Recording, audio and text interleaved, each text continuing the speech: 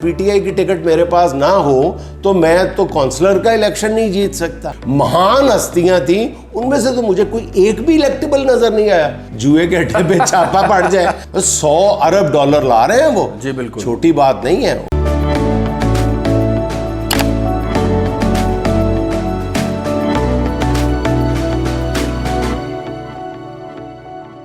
बिस्मिल्लाहिर्रहमानिर्रहीम। अस्सलाम वालेकुम ख़वातीन और हज़रात, मैं हूं जुनैद सलीम और आप देख रहे हैं इंसाफ डिजिटल। सर आज बजट पेश हो गया है, कोई आवाम के लिए इस हुकूमत ने कोई रिलीफ शलीफ दिया है? गरीब आवाम के लिए हुकूमत की तरफ से रिलीफ शलीफ वही होता है जब तुम लेट जाते हो, जो भाभी नहीं तुम्हें रिलीफ शलीफ थोड़ा सा दे देती तो इस बेचारी गरीब आवाम के लिए वही रिलीफ है। मेरा मतलब सर कोई अच्छी कोई बुरी मतलब कुछ क्या अच्छा है क्या बुरा है, इस बात का तयन करना तो मुश्किल है। मैं देखो एक अरसे से हम ये देख रहे हैं कि बजट की अहमियत जो है ना वो कम से कम तर होती चली जा रही है। कई दफ़ा इसका जिक्र किया है और ये जो एक रूटीन का जुमला बोला जाता है कि बजट जो है अल्फाज का घोरक धंधा है, तो ये जो घोरक धंधा है ना, ये इसकी जो घोरक धंधियत है ना, ये हर गुज़रते साल के साल बढ़ती चली जा रही है। ये वाक़अतन अल्फाज का घोरक धंधा ही रह गया है। एक वक्त था 30-35 साल से हम इस मैदान कारज़ार में देख रहे हैं सहाफ़त में कि न्यूज़ रूम में बाकायदा एक जश्न का समा होता था। बजट पेश जिस दिन होता था, बाकायदा खाने पकते थे और तबसरे तज्ज़िये हम बहुत इन्वॉल्व हुआ करते थे। अब तो बजट आता गुजर जाता, पता भी नहीं चलता और क्या हुआ है क्या नहीं हुआ। इसलिए कि वही एक पुरानी बात है, घिसी पिटी सी बात है कि हर महीने नया बजट आता है और बजट की जो बजटियत है वो ख़त्म होने का नाम ही नहीं लेती और बजट की जो जुल्म है वो बढ़ता ही चला जाता है। जैसे वो कहते हैं ना, वो दो औरतें हैं, वो दो औरतें बेचारी जेल हो जाती है 14-14 साल, इकट्ठी रहती हैं एक ही सेल में। जब उनको इकट्ठी रिहाई मिलती है ना तो फिर एक दूसरे से कहती हैं चलो बाकी बातें घर जाके करेंगी यानी एक बजट हो गया, अब इनका बाकी बातें जो है ना वो पूरा साल जारी रहेगा मिनी बजट की सूरत में। मिनी बजट पे मिनी बजट है तो वो बाकी बातें घर जाके होंगी। तो बजट पे बजट था, बजट आता रहेगा। लेकिन बहरहाल जो अच्छी बातें हैं ना, पूरी बातें बहुत उन पर क्रिटिसिज्म भी होता है, ज़ाहिर होता भी रहेगा। लेकिन मुझे जो दो बातें बहुत अच्छी लगी हैं ना, उन दोनों बातों का हम अक्सर व बेशतर जिक्र भी करते हैं। एक तो ये जो सोलर सिस्टम के लिए, सोलर एनर्जी के लिए रिक्वायर्ड जो सेल्स होते हैं, इस पे ख़ाम माल पर ड्यूटी का ख़ात्मा। बल्कि मैं तो इससे एक कदम और आगे जाना चाहता हूँ। मैं तो ये कहता हूँ कि इस पर सब्सिडी भी दी जानी चाहिए ताकि हम इस क्राइसिस से बाहर आएँ। ये आज के बजट में अच्छी बात है। और दूसरी एक बहुत ही, इस पर भी हम बार बार बात कर चुके हैं, और वो है कि लंडे पे ड्यूटी का खात्मा। ये भी एक अच्छा कदम है। और हाँ, पुराने कपड़ों पे गरीब आवाम की चीखें निकल गई थी। लंडा भी अब जो आम कपड़ों के रेट पे मिलने लगा था। तो ये मेरा ख्याल है, इससे ये दो अच्छी बातें हैं। अच्छा, बजट तो उससे आगे चल के बात करें तो जो पाकिस्तान की पोलिटिकल सिचुएशन है, इससे को बाहर दोनों एक दूसरे से जुड़ी हुई हैं। यानी ज़ाहिर है माशी सूरत हाल जो है वो सियासी सूरत हाल से अलग तो नहीं की जा सकती। सर, इस सियासी सूरत हाल से निकलने का कोई रास्ता कोई नज़र आता है आपको? ये जो असल में नहीं, सियासी जो पेचीदगी है ना, ये भी हर गुज़रते दिन के साथ मज़ीद पेचीदा होती चली जा रही हैं। एक लफ्ज़ हम बार बार बोलते हैं, मैं क्या बोलता हूँ, सारे ही बोलते थे कुछ अरसे से कि जी हम बंद गली में दाखिल हो रहे हैं। लेकिन हम ये लफ्ज़ तो बोलते थे, लफ्ज़ बोलते हैं अभी भी, बंद गली। लेकिन बंद गली को समझते नहीं है कि बंद गली है क्या।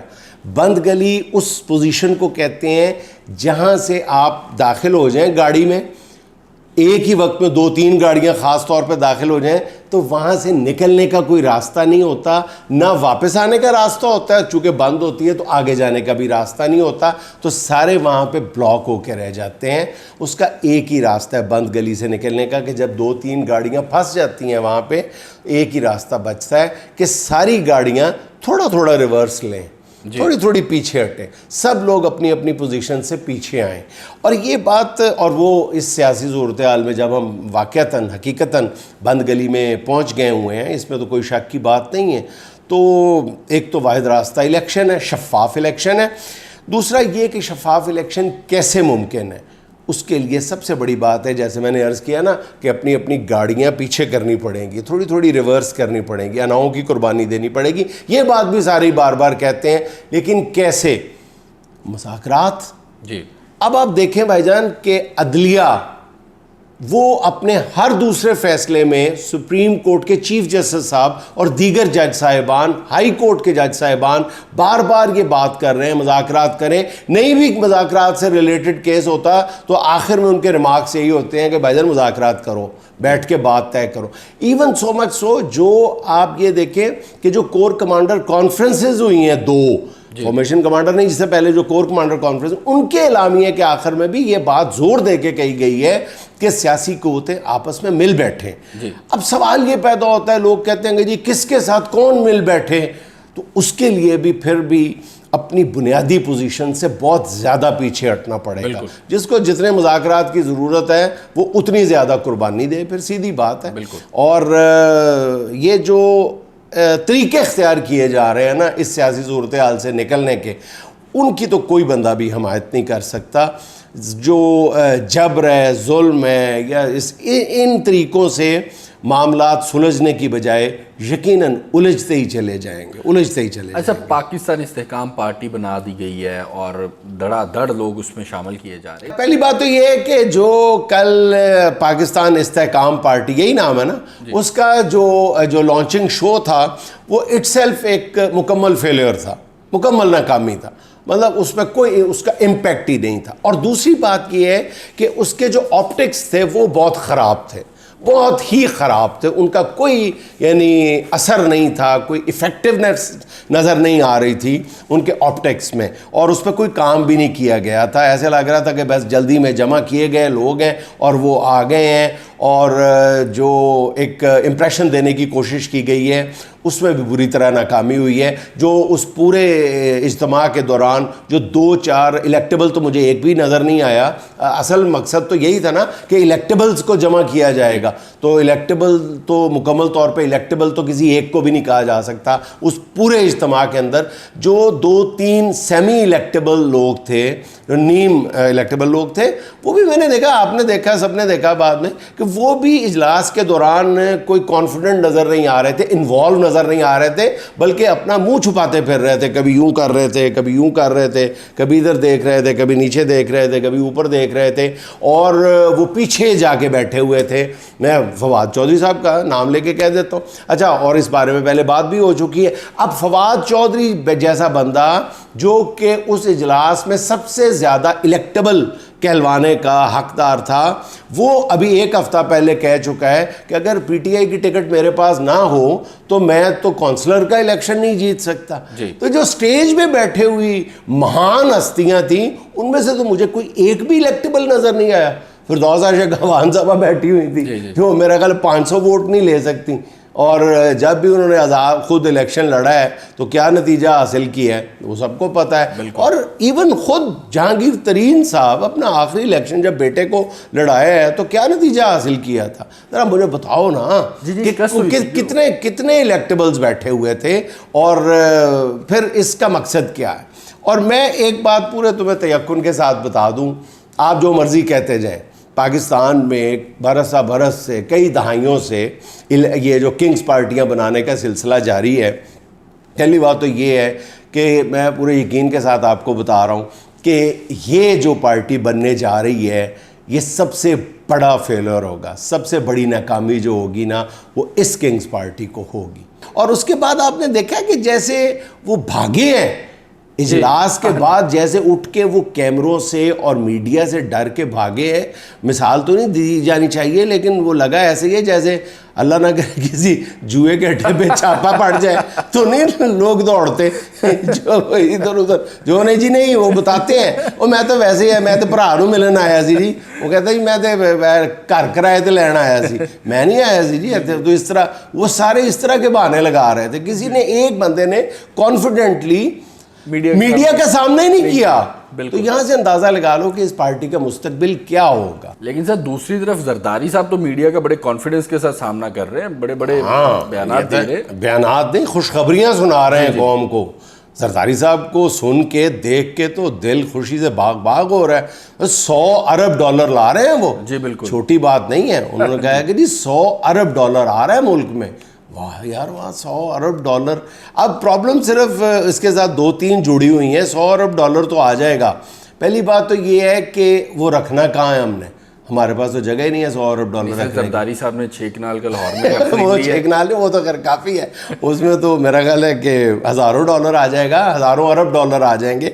लेकिन बहरहाल वो तो कौम के पैसे हैं ना यार, वो तो बैंकों में रखे जाएंगे ना। जी बिल्कुल। दूसरी बात ये है कि 100 अरब डॉलर जब आएगा तो जाहिर है कि इस मुल्क में दूध और शहद की नदियाँ, नहरें बहने लगेंगी। अभी हमें तय करना पड़ेगा कि कहाँ पे वो बहानी है। एक तो लाहौर वाली जो हमारी कैंपस वाली नहर है, इसमें बहा लेंगे, ठीक है। फिर कराची में 2-3 जो नदियाँ हैं वो भी खुश्क पड़ी हुई हैं आजकल, उसमें दूध, किसी में दूध, किसी में शहद। मलीर का नाला है, उसमें कर लेंगे। इसी तरह पिंडी वाला जो है नाला लई जो है, उसमें शहद या ले। अच्छा, एक प्रॉब्लम है, एक तो हमें वो सेफ खरीदने के लिए पैसे हमारे पास नहीं है। मेरा ख्याल है कि अगर 50-60 लाख रुपए के भी आने हैं तो वो भी हुकूमत के पास नहीं है। और दूसरा ये कि जब इन नदियों में, नहरों में दूध और शहद की नहरें बहेंगी, मक्खियाँ बहुत आएंगी। जी जी बिल्कुल। अब अगर मक्खियों से बचना है तो उनके ऊपर कोई कवर देना पड़ेगा, जाली डालनी पड़ेगी। तो वो जालियाँ खरीदने के लिए भी पैसे चाहिए, वो भी कोई 2-3 करोड़ रुपया चाहिए होगा, वो भी हमारे पल्ले नहीं है। यार वैसे सच्ची बात ये है, on a very serious note, मुझे जरदारी साहब की वो जो पूरी तकरीर है, बयान है, वो देख के बाकायदा हैरत नहीं हुई, दुख हुआ है। दुख इसलिए हुआ है कि एक ऐसा बंदा जो अपने बेटे को पोटेंशियल कैंडिडेट के तौर पे, प्राइम मिनिस्टर के तौर पे, अगले वज़ीर आज़म के तौर पे पब्लिक के सामने पेश कर रहा है, वो कितने आराम से कह रहे हैं कि इलेक्शन तो तभी होगा जब मैं चाहूँगा। बिल्कुल। आप कौन होते हैं ये फैसला करने वाले, इलेक्शन का फैसला करने वाले? आप कौन होते हैं? आप कैसे ये बात कह सकते हैं? किस बिरते पे आप ये बात कर रहे हैं कि इलेक्शन मैं बताऊंगा कब होगा जी। फिर दूसरे नंबर पे आप कितने आराम से कह रहे हैं कि वो मैंने जेल में बड़ी किताबें पढ़ी हैं, और वो भी मईशत पे। जी जी। यानी पहली बात तो ये है कि आप आवाम को ये यकीन दिलाएं जरदारी साहब कि आपने किताबें पढ़ी हैं जेल में, दूसरी जेल में पढ़ी हैं, और तीसरी ये कि मईशत पे किताबें पढ़ी हैं। इसका मतलब है कि आवाम को, अब पाकिस्तान को किसी बड़े जो है ना नाम, हम हर जो 3-4 महीने के बाद हमें कोई साइंटिस्ट चाहिए होता है, इकोनॉमी को समझने वाला साइंसदान दिमाग चाहिए होता है, वो अब नहीं, हमें उसकी तलाश ख़त्म कर देनी चाहिए। कभी कहीं दौड़ते हैं, कभी वर्ल्ड बैंक का रिटायर्ड कोई बंदा लेते हैं। तो आइंदा के बाद जो भी है, जरदारी साहब सदर रहे, वज़ीर आज़म रहे, जहाँ अपोजिशन, हमारे पास एक शह दिमाग आ गया मईशत को समझने वाला, और वो हैं आसिफ अली जरदारी साहब। ये बात तो और आप ऐसी बात करें, लाहौर में बैनर लगे हुए हैं कि पाकिस्तान का नेल्सन मंडेला आसिफ अली जरदारी। नहीं यार, तुम्हें क्या एतराज़ है? उनकी पार्टी है, वो जो मर्जी लिखें, वो नेल्सन मंडेला लिखें या जो मर्जी लिखें, भारत जरदारी वालों को पता चल गया तो क्या होगा? इस वक्त प्रॉब्लम यही है कि अवाम शदीद डिप्रेशन का शिकार है। आप जिस बंदे से मर्ज़ी बात करके देख लो, चाहे बिजनेसमैन है, चाहे वो काश्तकार है, चाहे वो ताजर है, अवाम है, किसी से बात करके देख लो, वो इस वक्त शदीद डिप्रेशन का शिकार है। और उस डिप्रेशन की वजह जो है, ये पीडीएम का एक जो तकब्बुर है, पीडीएम का जो अंदाज़े सियासत है, वो है।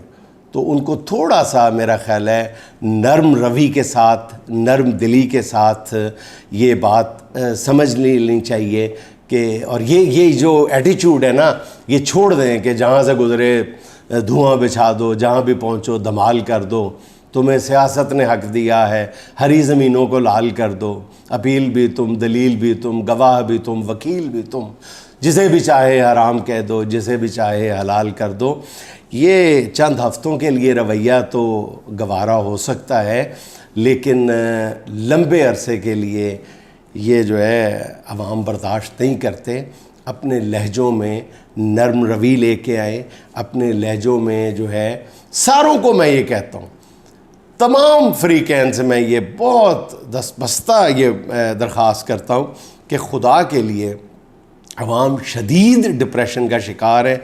इस डिप्रेशन के माहौल को मज़ीद अपने जहरीले लफ्ज़ों से बयानात से आलूदा ना करें, बल्कि आग पे पानी डालने की कोशिश करें, ताकि कम से कम आवाम जब सुने, अब जो पहले ही मसाइल और मसाइब में घिरी हुई है, तो उसको कम से कम जो है उसके दिल को इतनी सख्त टीसें जो हैं, सख्त ठेसें जो हैं वो ना लगें।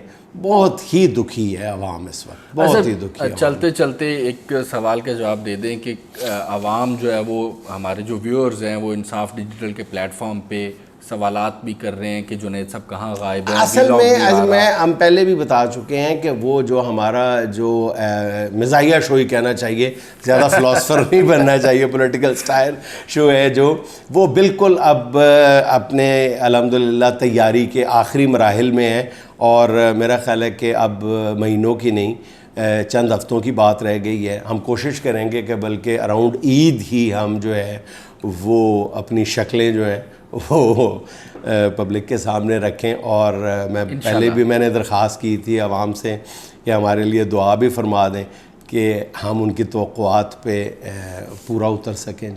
जी ज़रूर, इंशाल्लाह। सर, आज की आखिरी बात, और आज की आखिरी बात ये है जी कि कोई पुलिस इंस्पेक्टर जो है ना, वो किसी घर पे जाके दस्तक देता है, कहता है कि हमें इत्तला मिली है कि यहाँ पे धमाका खेज़ मवाद मौजूद है।